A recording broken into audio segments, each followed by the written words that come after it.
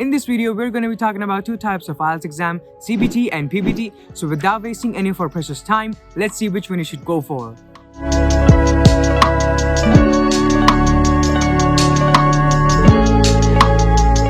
What is up YouTube? Welcome to a new video. So आज की video को हमने कुछ पार्ट्स में डिवाइड करा है. सो फर्स्ट पार्ट में हम ये देखेंगे कि computer based test and paper based test असल में है क्या. देन सेकेंडली हम ये देखेंगे कि कौन सा पेपर आपको देना चाहिए, यानी कौन से पेपर को देने में आपको ज़्यादा एडवांटेजेस मिलते हैं. एंड देन उन दोनों के डिफरेंसेस हम देखेंगे. एंड लास्टली हम ये देखेंगे कि मेरा कैसा एक्सपीरियंस था. सो इस वीडियो को हम स्टार्ट करते हैं. सो गाइस, जैसे कि हमें पता है कि आइल्स में दो टाइप के पेपर होते हैं. फर्स्ट होता है पेपर बेस्ड टेस्ट जिसको हम पीबीटी भी कहते हैं, एंड सेकंड होता है कंप्यूटर बेस्ड टेस्ट जिसको हम सीबीटी भी कहते हैं. सो आपको ऑप्शन मिलता है कि आप कौन सा पेपर देना चाहते हो. सो बेसिकली आप इनमें से कोई भी चूज़ कर सकते हो. दोनों की प्राइसिंग वगैरह सब सेम होती है. बेसिकली इन दोनों में नाम से ही डिफरेंस हमें पता चल रहा है कि जो पेपर बेस्ड टेस्ट है वो आपका पेन से नहीं होता, वैसे पेंसिल एंड पेपर से होता है. एंड जो आपका कंप्यूटर बेस्ड टेस्ट है वो आपका ऑनलाइन होता है. आपको एक सेंटर पे जाना होता है, वहाँ पे आपके कंप्यूटर्स वगैरह लगे होते हैं. एंड आपके जो लिसनिंग, राइटिंग एंड रीडिंग वाला पेपर है वो आपका कंप्यूटर पे होगा. ना दोनों टाइप्स में आपका जो स्पीकिंग है वो दोनों सेम होते हैं. स्पीकिंग में आपको सेंटर पे जाना पड़ता है एंड वहाँ पे आपका स्पीकिंग टेस्ट होता है. सो स्पीकिंग में कोई डिफरेंस नहीं है. बेसिकली जो डिफरेंस है वो लिसनिंग, राइटिंग एंड रीडिंग में है. सो उन दोनों में आप कोई भी चूज़ कर सकते हो. ना हम ये देख लेते हैं कि आपको कौन सा पेपर देना चाहिए, कौन सा पेपर आपको बेनिफिशियल ज़्यादा पड़ेगा अगर आप उसको दोगे तो, एंड आपको क्या प्री रिक्विजिट्स चाहिए उस पेपर को देने के लिए. सो फर्स्ट ऑफ ऑल मैं आपको यही रेकमेंड करूंगा कि आप सीबीटी पेपर के लिए जाना. नाउ आप सीबीटी देने के लिए अगर प्लान कर रहे हो, सो उसके पहले आपके माइंड में जो है वो 2 से 3 चीज़ क्लियर होनी चाहिए. सो फर्स्ट चीज़ है कि आपकी टाइपिंग स्पीड जो है वो अच्छी होनी चाहिए. बिकॉज अगर आपकी टाइपिंग स्पीड स्लो होगी, सो राइटिंग मॉड्यूल में आपके पास 60 मिनट्स ही होते हैं अपने ऐसे एंड टास्क वन लिखने के लिए. सो वो आप अच्छे से नहीं कर पाओगे, हो सकता है वो आपका छूट भी जाए. तो इसलिए आपकी टाइपिंग स्पीड जो है वो अच्छी होनी चाहिए.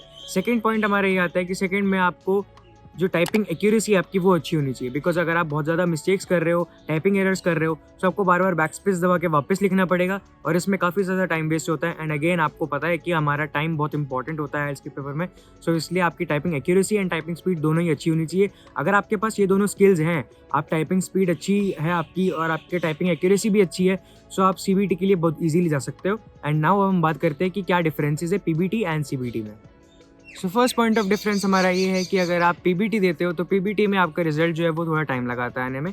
लाइक उसमें आपके 12 to 15 डेज लगते हैं रिजल्ट को आने में. एंड अगर आप वहीं पे सीबीटी दोगे तो सीबीटी का रिजल्ट 5 to 6 डेज में आ जाता है. जैसे मेरे केस में मैंने अपना पेपर सीबीटी दिया था 14 अप्रैल 2022 को, एंड मेरा रिजल्ट 18 या 19 तक मैक्सिमम आ गया था. तो इसलिए अगर आपको किसी भी सिचुएशन में जल्दी रिजल्ट चाहिए, लेट्स से अगर आपका इनटेक जो है वो आप ऑलरेडी लेट हो इनटेक के लिए, या फिर आपको जल्दी अप्लाई करना है, अप्लाई की डेट क्लोज आ गई, किसी भी सिचुएशन में आपको जल्दी रिजल्ट चाहिए, तो आप सीबीटी के लिए जा सकते हो.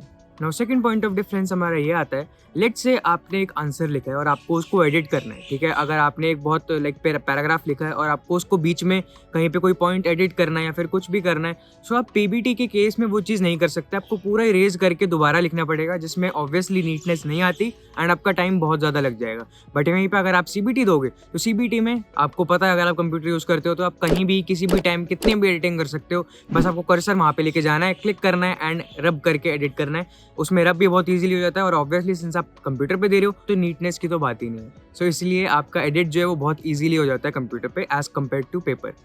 और थर्ड पॉइंट हमारा लिसनिंग के रिगार्डिंग आता है. जैसे आप लिसनिंग मॉड्यूल में आपको हेडफोन्स पहनने होते हैं, फिर आप अगर पेपर बेस दे रहे हो तो एक शीट पे आपके क्वेश्चंस लिखे होंगे एंड दूसरी शीट पे आपको आंसर्स लिखने होंगे.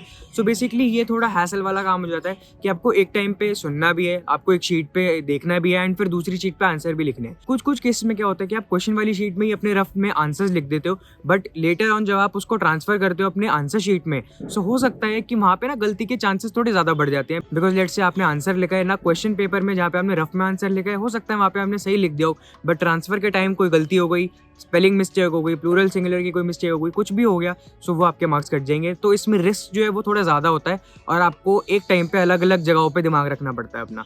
नाउ अगर आप सीबीटी देते हो तो सीबीटी में सब कुछ आपका एक स्क्रीन पे हो रहा है. आपको ऑडियो भी एक ही स्क्रीन से सुननी है, आप क्वेश्चंस भी उसी पे देखने हैं, प्लस आंसर भी उसी में लिखने हैं. आपको कोई ट्रांसफर का उसमें चक्कर नहीं होता है. उसमें आप एक बारी क्वेश्चंस लिख दो और अगेन अगर आपको वो एडिट करने हैं तो बहुत ईजिली एडिट भी हो जाते हैं. सो ये एक बहुत अच्छा प्लस पॉइंट है अगर आप सीबीटी देते हो तो.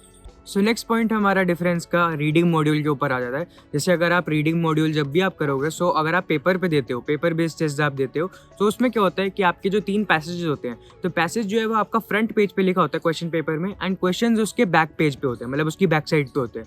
सो आपको क्या होता है ना कि आपको पैसेज भी रीड करना है एंड आपको क्वेश्चन भी रीड करने हैं। सो बार बार आपको पेज पलटने पड़ते हैं। लेट से आपको क्वेश्चन रीड कर लिया, अब आपको पैसेज पे जाना है, तो आप फिर पैसेज पे जाओगे। आपको एक बार क्वेश्चन दोबारा रीड करने की नीड हो रही है, तो आप फिर से पेज पलट के फिर क्वेश्चन रीड करोगे। तो ऐसे आपको हर क्वेश्चन के लिए बहुत बार ये चीज़ करनी पड़ती है, एंड इस पेज पलटने वाले चक्कर में ना बहुत ज़्यादा टाइम वेस्ट होता है। एंड आपको जैसे पता ही है कि टाइम बहुत इंपॉर्टेंट होता है आइल्स के पेपर में, सो आप टाइम वेस्ट कर नहीं सकते। सो उसमें बंदा क्या होता है, कंफ्यूज भी हो सकता है, फ्रस्ट्रेट भी हो जाता है, एंड वो टाइम भी बहुत ज़्यादा उसमें लगा देता है। सो वो पेज पलटना बार बार आपको पड़ता है, एंड फिर अगेन आपको जो आंसर्स हैं वो आपको आंसर शीट में लिखने होते हैं, यानी एक दूसरी जगह पे लिखने होते हैं। तो ये चीज़ अगेन थोड़ी हैसल वाली आ जाती है। बट वहीं पे अगर आप सीबीटी देते हो, तो सीबीटी में ऐसा कुछ नहीं होता। सीबीटी में जो आपकी टोटल जो स्क्रीन होती है कंप्यूटर की, वो आपकी हाफ में डिवाइड हो जाती है। एक साइड पे होता है आपका पैसेज, एक साइड पे होता है क्वेश्चन, यानी आपको एक ही तरफ देखना है, क्वेश्चन भी वही है और पैसेज भी वही है। और अगर आप दोनों को स्क्रॉल भी करना चाहते हो, तो दोनों को स्क्रॉल भी अलग अलग कर सकते हो। यानी अगर आप पैसेज को स्क्रॉल डाउन करना चाहते हो, तो क्वेश्चंस नहीं होंगे स्क्रॉल, और अगर क्वेश्चंस को स्क्रॉल करना चाहते हो, तो पैसेज नहीं होगा। तो ये काफ़ी प्लस पॉइंट है, ये काफ़ी आपकी एडवांटेज है कि आपको बार बार इधर उधर दिमाग नहीं लगाना, आपको एक ही स्क्रीन पर फोकस रखना है, और उससे आपकी गलती के चांसेस भी कम होते हैं और आपका टाइम भी कम वेस्ट होता है। सो इसलिए सीबीटी में रीडिंग मॉड्यूल में ये वाला पॉइंट बहुत इंपॉर्टेंट है।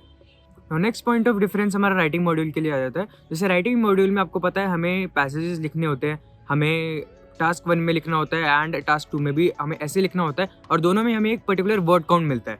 ठीक है, तो दोनों में आपको वर्ड काउंट जो है, अगर आप पेपर पे दे रहे हो, तो आपको वर्ड काउंट उसमें कहीं लिखने को मतलब कहीं दिखता नहीं है कि भाई आपके कितने वर्ड आप ऑलरेडी लिख चुके हो, बिकॉज वहाँ पे कोई ऑब्वियसली स्क्रीन तो है नहीं जो आपके वर्ड्स काउंट होंगे।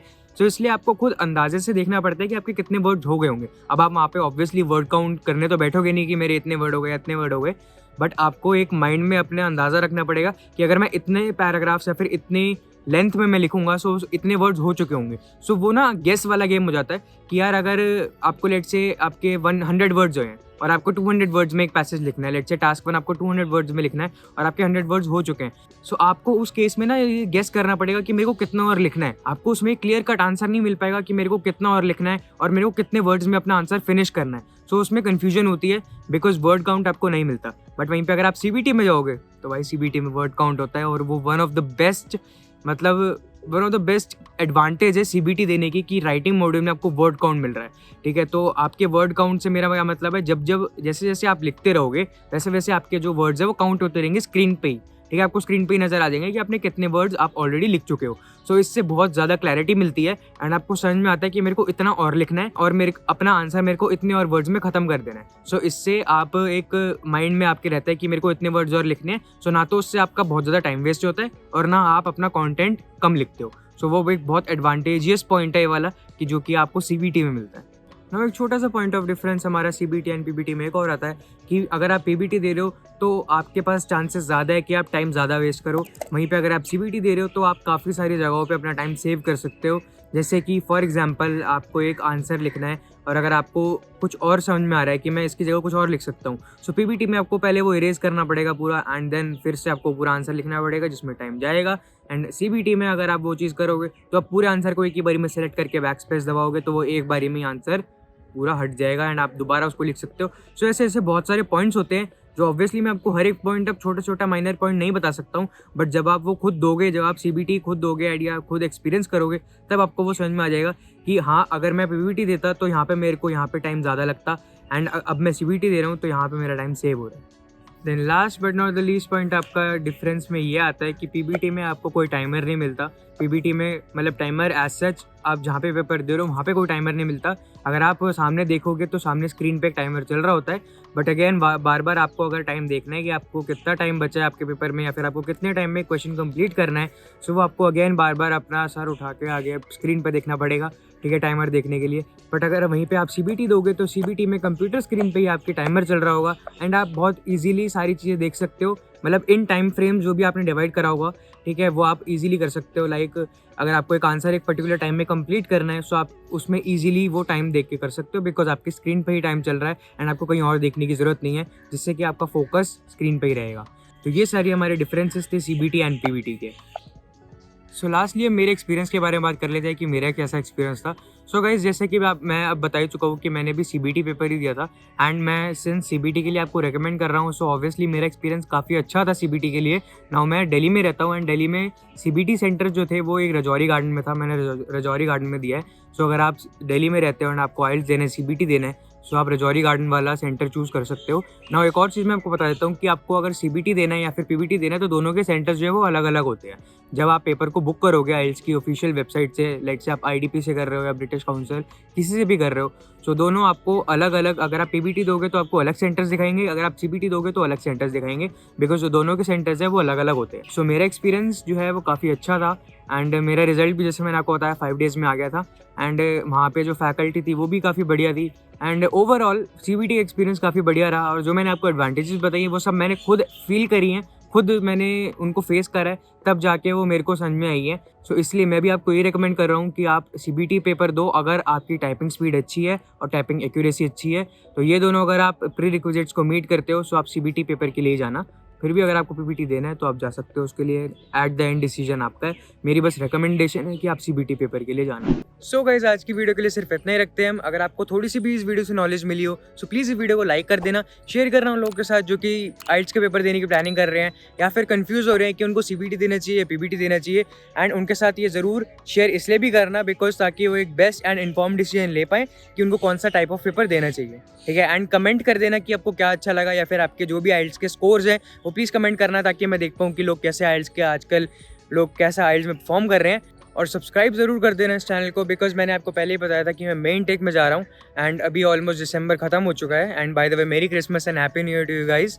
और मैं जाने से पहले जो भी मेरी वीडियोज़ आएंगी मेरे प्रोसेस के बारे में या मैं जो भी करने वाला हूँ कनाडा जाने से पहले, सो वो आप सब इजीली देख पाओ, तो इसलिए सब्सक्राइब करके बेल नोटिफिकेशन ज़रूर ऑन कर लेना। एंड मैं आपको अगली वीडियो में मिलता हूँ। Till then be safe, keep hustling, bye bye. Break it down, bring it back, make it clap. I got 3